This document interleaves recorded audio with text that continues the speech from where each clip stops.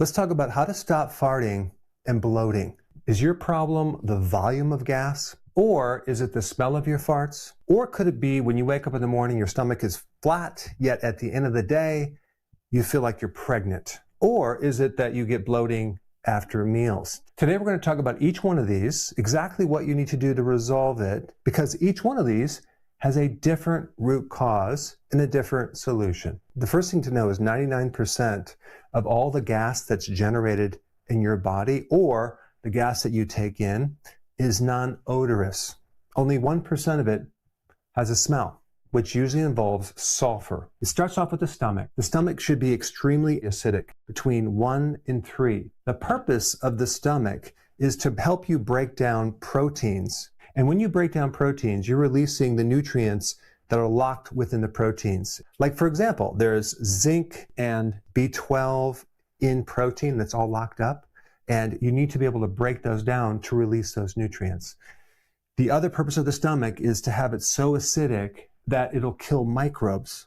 So there's not a lot of microbes that could survive this normal pH between 1 and 3. That's like battery acid. And the real important reason that you need to understand that the stomach needs to be very, very acidic is this. It's one of the most common root causes of gas and bloating.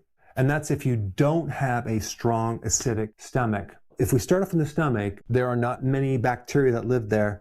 And you go into the small intestine, we start to have an increase in some bacteria. Not a lot, but you still have some bacteria in the small intestine. Where you really start to increase the number of microbes is in this large intestine. This is where you have what's called fermentation. This is why the great majority of your gas is generated in the large intestine. Sometimes these microbes get in the wrong location. And then instead of having fermentation in the large intestine, you get it in the small intestine. And that is called small intestinal bacterial overgrowth. And that creates a lot of problems because you don't want fermentation happening right here, especially E. coli. E. coli is very friendly if it's in the correct environment. But when it's not in the correct environment, that's where it creates problems. What type of foods are going to make SIBO worse? Fiber or probiotics? The two things that people consider healthy, right? So you can actually be consuming all this salad and fiber and things or probiotics and getting more bloating and more bloating and more bloating. Why do I consume something healthy, yet I'm getting bloating from it, okay? Well, it's because you may have SIBO. There's something very similar to SIBO. It's called small intestinal fungal overgrowth. This fungus is usually in the family of Candida. And this is very similar, but now we have a fungal thing going on right through in here. And these yeast and fungus, and even some of the microbes that live right here, thrive on sugar and starches. If you want to get rid of these, stop consuming the very food that they thrive on. And that way you can actually starve them. Now, when people have either one of these conditions, a lot of times they have inflammation in the gut, they have pain, they have bloating. And this is why a lot of those people get benefits when they go on the carnivore diet. So they just stop eating plant foods and refined sugars, and they eat more animal products. And all of a sudden, all that bloating goes away because they're actually starving off the microbes in the small intestine and also reducing the things that can irritate the large intestine. Now, let's just back up for a second because SIBO is definitely going to create bloating and gas. What's happening is it's usually related to certain foods, whether it's beans or legumes or cruciferous vegetables like cabbage, broccoli, Brussels sprouts, or you might be consuming some dairy that just does not do well because maybe you have an allergy to it. Plus, the lactose in dairy is a sugar that can feed the microbes. A lot of people get gas after they consume fruit because there's the fructose. So when we're talking about gas, usually we're talking about fermentation, which has to do with microbes and what you're eating. You're either loading up your system with a lot of the resources that create fermentation, yet you don't have the microbes to handle that. And so then we're getting a lot of stress in this area. or you don't have the enzymes to be able to break down these sugars or fibers or starches, and that's creating a lot of undigested particles and a lot of stress within the digestive system. People are talking about berberine because it's one of the most researched natural ingredients for metabolism support. But berberine alone isn't quite enough. This is why I added Ceylon cinnamon, alpha lipoic acid, magnesium, and black pepper extract to enhance the absorption. 5 ingredients all in one capsule, lab tested, non-GMO, made in the US. Check it out. Another thing that can trigger this gas is sugar alcohols. So when people go on the ketogenic diet, they start doing all these sugar alcohols in cookies and candies and cakes and things like that. And boy, you talk about gas and bloating, that's the culprit right there, because the microbes will also ferment those sugars. And of course, the biggest culprit is grains, wheat, gluten. By the way, gluten is the only protein that we cannot digest. So you're basically giving the body something it's having a difficult time breaking down, and that's creating a lot of inflammation and stress and gas. And then also you have onion and garlic that are high in sulfur that can create smelly gas, but also protein putrefaction. If your stomach is not acidic enough, you will not be able to break down protein to its amino acid level. And now the small intestine has to take up the slack and try to break it down, and you can end up with putrefaction. In the process of trying to break that down, certain amino acids in meat are composed of sulfur. So you could have some of that nasty fart smell from protein, but it's not really the protein.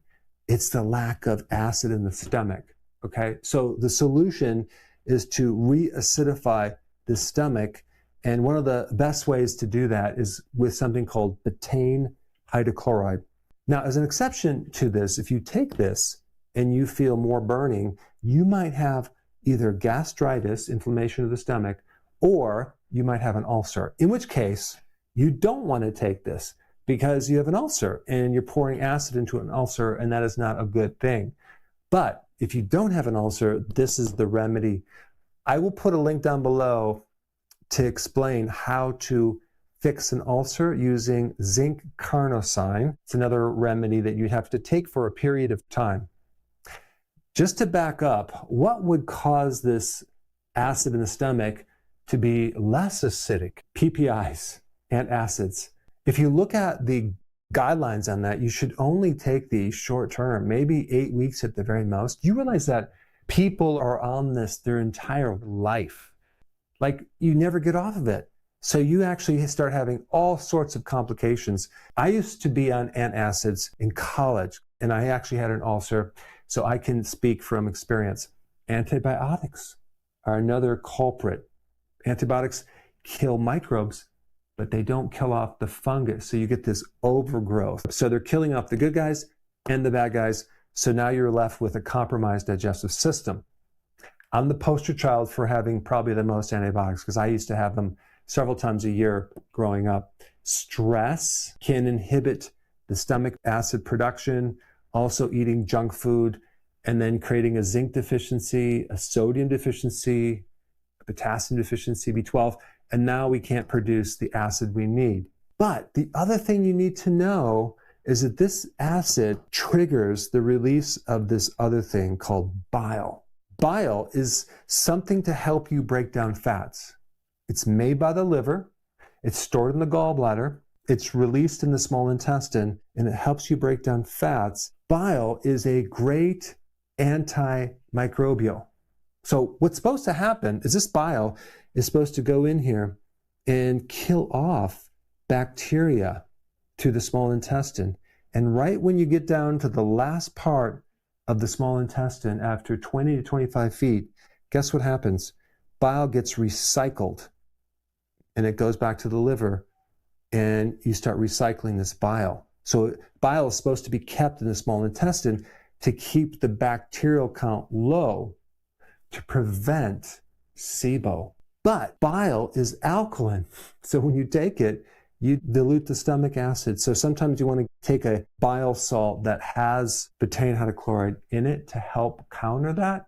But if you feel worse when you take bile salts or ox bile, then we know we have to acidify the stomach first, and then we add this in there. But a lot of times we just fix the stomach, and then the bile starts going in there and starts cleaning this out.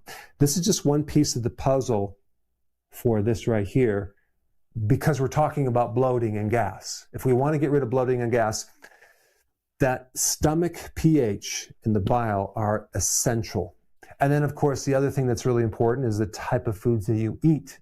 I would recommend when you eat, to figure this out, I would actually consume like maybe one at a time with maybe some other food, and don't eat all these at the same time. And then just see what creates the bloating so you can eliminate this by ruling them out one by one. If your environment is off, everything else struggles. It's like a fish tank. Pollute the water and the fish get sick. You could feed them the best food, you can treat every single symptom, but if the water stays toxic, nothing recovers. The body runs on 10 signals like insulin, cortisol, inflammation, sleep quality, gut function. Every one of them affects how you feel. But there is always one signal that is more broken than the rest. And until you fix that one, everything else stays stuck. I built a free 2-minute quiz that finds it for you. It tells you which one of the main signals is holding your body back right now. Click the link in the description, take the quiz, and stop guessing. You have a natural cleaning process called MMC, but it will not work when you're eating or snacking, especially if you have SIBO, is you must do intermittent fasting, stop snacking, and give your body a chance to have this cleaning wave to start pushing all this crap out. Now, there's another little piece of the puzzle, and this is where you wake up in the morning and your stomach is fairly flat, yet at the end of the day, you're just like pregnant. It's just like you feel bloated. It might not be related to food. It's related to stress. I had a patient, he just always came in, literally, his stomach was bulging out. He was under a lot of stress. And every time he would go down to Florida on a vacation, he'd come back, his stomach is completely flat. He'd lay on the beach, reduce his stress, be out in the sun, which is very anti-stress, and his stomach would go flat. So if you have that, you have to work on your stress. A couple little tips for that. Number one is your breathing. You really want to focus on breathing through your nose slowly, okay, instead of your chest. That would actually create a nice effect. Go on long walks, focus on your sleep, but also take B1, because this is a sympathetic nervous system problem where you're really heavy on the flight or fight mechanism and you're low on the other system, which is the rest and digest. It's part of the vagus nerve. The vagus nerve is the longest nerve in the body. It comes out of the base of the neck, goes through all the digestion. And related to the digestion, it helps you to digest. So the opposite of that, stress, flight or fight, will shut that down. That's all controlled by vitamin B1. So vitamin B1 will greatly help that problem. You also will see that in diabetes, because in diabetes, people are usually always deficient in B1 and they have neurological issues and vagus nerve issues and digestive issues, to the point where even it can create constipation, things like that. The problem with that is 44% of the people who do that end up with it coming right back. Well, we know why, because we kill the good guys and the bad guys, and we allow certain bad bacteria to go into this new environment and thrive. My viewpoint is I do not like antibiotics. I would only take them if I absolutely needed them, but there's so many other things that could be done with this. The combination of these two will finally allow this cleaning wave to happen, and so you're not overloading the system, which will actually help you release more bile. And the third thing that's really important to do is start cutting out the foods that are creating a lot of this problem. I do not recommend cutting out protein, because this is not the problem. With the carbohydrates, we're usually missing the enzymes to be able to digest that. And one that's super important is called the keystone microbe, L. reuteri, which not only keeps everything in check in the small intestine, it will actually keep the bad guys suppressed, but it also increases oxytocin, which is the most powerful anti-stress effect that you could possibly have. And I created a video on how you can take that microbe and turn it into a culture or a yogurt and take it each day. It's quite fascinating. And for that information, check this video out right here.